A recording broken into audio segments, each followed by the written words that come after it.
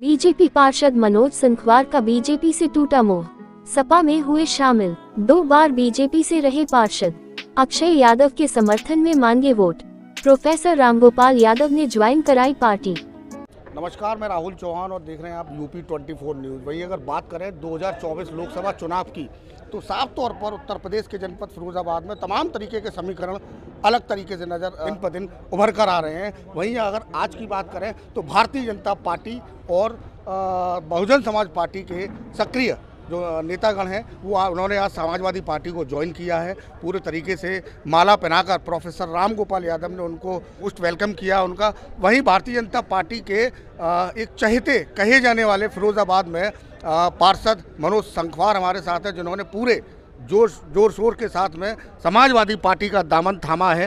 Manoj ji, Samajwadi party में आज entry मारी है आपने, एक लंबे अरसे से भारतीय जनता पार्टी के साथ जुड़ाव रहा आपका, किस तरीके से मानते हैं?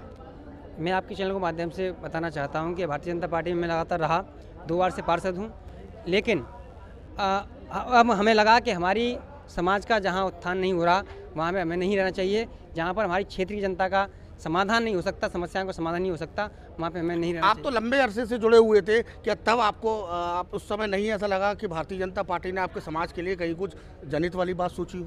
मैं उसमें जुड़ा था, 5 साल तक मैं उसमें रहा, 5 साल तक मुझे चुनाव में रहने का मौका मिला।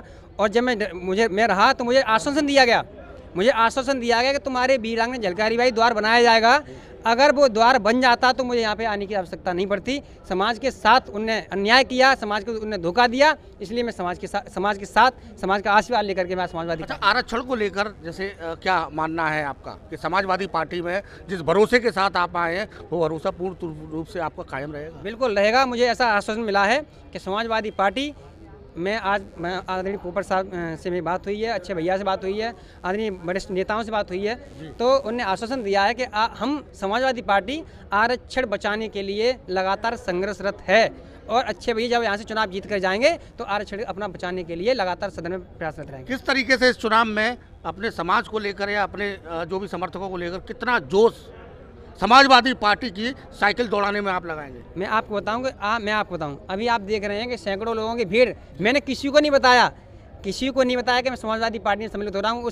उसके बाद भी इन लोगों को पता चला, तो बिना कोई चप्पल पैर की दौड़ आया, कोई बनान पैर की दौड़ आया है, तो आप चाहने वाले आप समझ सकते हैं कि कितने लोग मुझे चाहते हैं। अच्छा, एक चीज़ अंतिम सवाल है मेरा कि भारतीय जनता पार्टी में जब रहे थे तो भारतीय जनता पार्टी के एक विधायक है, उनके बहुत करीब रहे थे, आप करीब रहे थे। मानते हैं कि उनके इतने करीब रहने के बाद भी कहीं आप क्षतिग्रस्त रहे उनसे?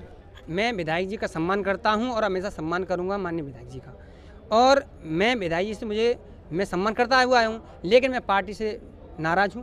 मैं समाजवादी पार्टी का दामन थामा है। भारतीय जनता पार्टी से कोई सम्मान नहीं है, किसी तरह का सम्मान नहीं है।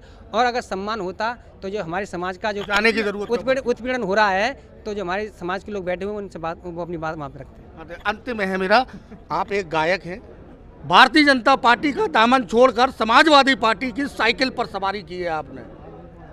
भारतीय जनता पार्टी के लिए एक गाना मैं चाहूंगा समाजवादी पार्टी की तरफ से, क्योंकि कि ब्रह्मांड में जैसे ब्रह्मा विष्णु महेश चाहिए, जनता को बहुत जरूरत अब अखिलेश चाहिए। साफ तौर पर भारतीय जनता पार्टी का सिपाही समाजवादी पार्टी के कार्यालय पर खड़े होकर कह रहा है कि अखिलेश भैया का पूरे तरीके से सानिध्य चाहिए। मैं राहुल चौहान फिर किसी प्रत्याशी के बीच या फिर किसी अन्य लोगों के बीच उपस्थित रहूंगा। तब तक के लिए नमस्कार।